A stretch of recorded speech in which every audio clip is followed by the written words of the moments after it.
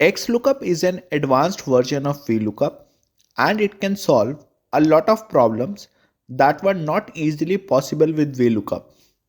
But before we go there in this video, let's understand the basics of XLOOKUP.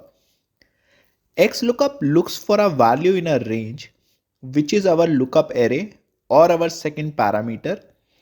It identifies the position of the matching row and then it returns the value at that position from our return array. For example, here we are looking for ABC. So we will search ABC in this name array. This will be our second parameter. XLOOKUP sees that ABC is at the first position in this range. So it will see what is at the first position in our return array salary. The value is 10, so it will return the same.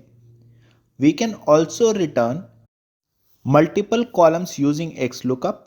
For example, if we want to return both name and salary, we will have to select this entire range as our return array. Let's say we look for a value DEF which is not present in our list. It will give us a #NA error. If we want to return a meaningful message instead of this #NA, we can specify that as our fourth parameter.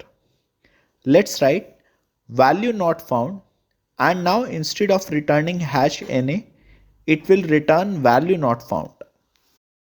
If we wanted to do this using VLOOKUP, we had to pair our VLOOKUP formula with if error, which is inbuilt in XLOOKUP. The next parameter match mode checks if we want an exact match or less than or greater than. We will explore this option more in our later part of the video. And the last parameter helps us in case if we have multiple matches for the value we have searched. It can help us return the first match or the last match. We will also explore this more in the later part of this video. Now, let's look at some of the challenges we faced in our previous video with VLOOKUP, and we will solve them using XLOOKUP in this video. Let's talk about our first scenario. What happens if a match is not found in the table array? We had to use if error or if NA function to specify a meaningful full value. We can directly do that using XLOOKUP. What if we have multiple entries for a match and instead of showing the first matching entry, we want to show the last matching entry? We can do that using XLOOKUP. What if we do not have the exact value but we only know the starting two characters? We can solve this problem using XLOOKUP wild character search. If the column you want to return is on the left hand side of the column you want to search from, XLOOKUP can handle that with ease. If you want to return a column based on comparison with multiple columns, XLOOKUP can do that. If you want nearest match to the listed value, XLOOKUP can do that as well. We will solve all these scenarios along with the basic lookup scenarios using XLOOKUP.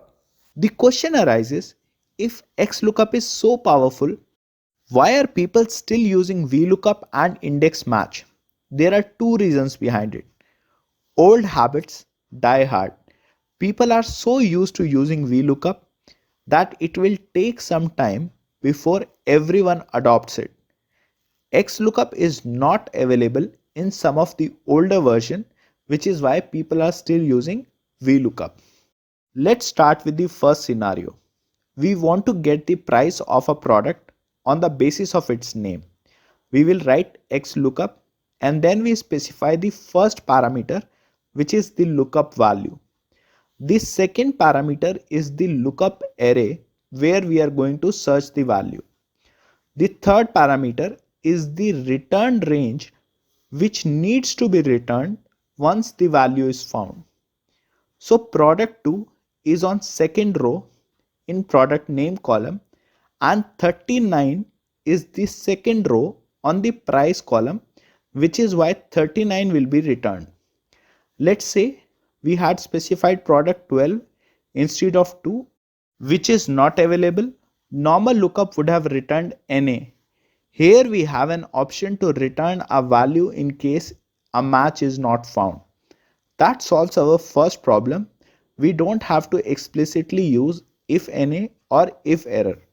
The next option provides us to do an exact match or next smaller item or exact match or larger item or a wildcard search.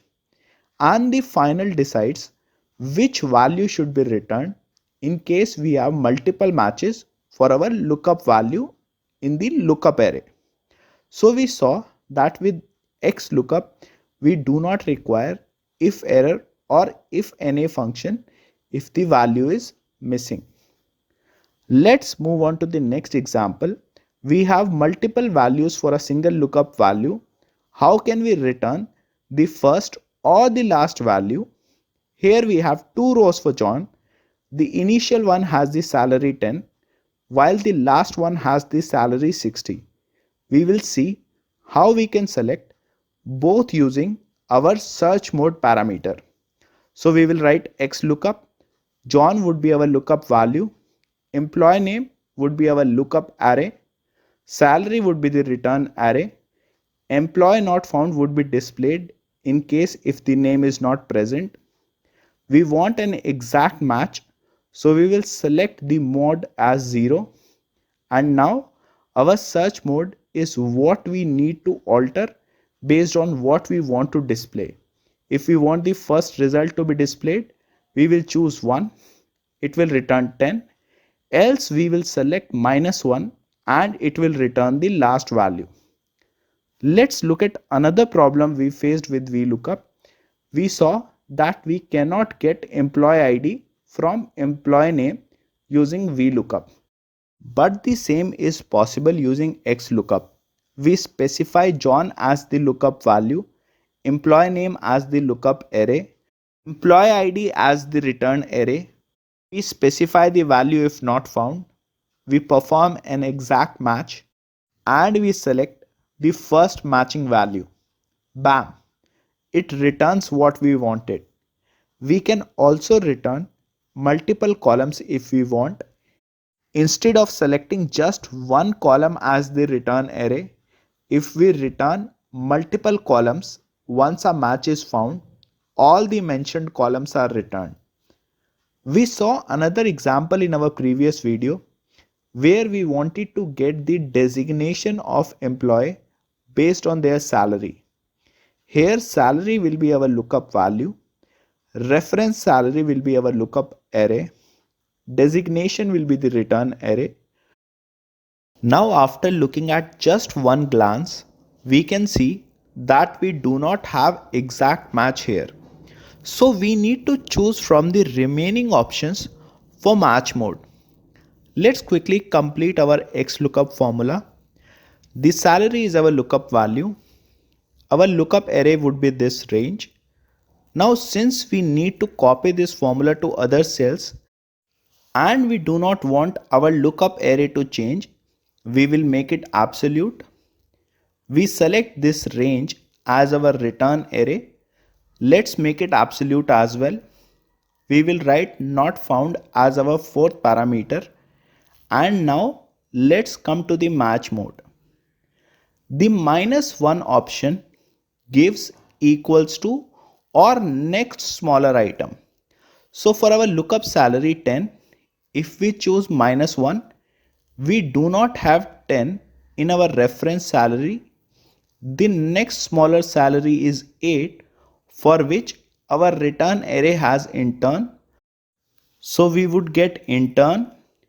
If we choose 1, it gives equals to or next higher item, which is 22 for trainee. So if we choose 1, we will get trainee. This comes in really handy when we are using numbers or dates for comparison. For example, We can use it to reward people based on the number of years they have served. Try a couple of more options here. I will also drop some practice exercises on this scenario. Let's move to the final one, which is again very straightforward: wildcard match. Here we want to return the name, salary, and designation of the person whose name starts with JA.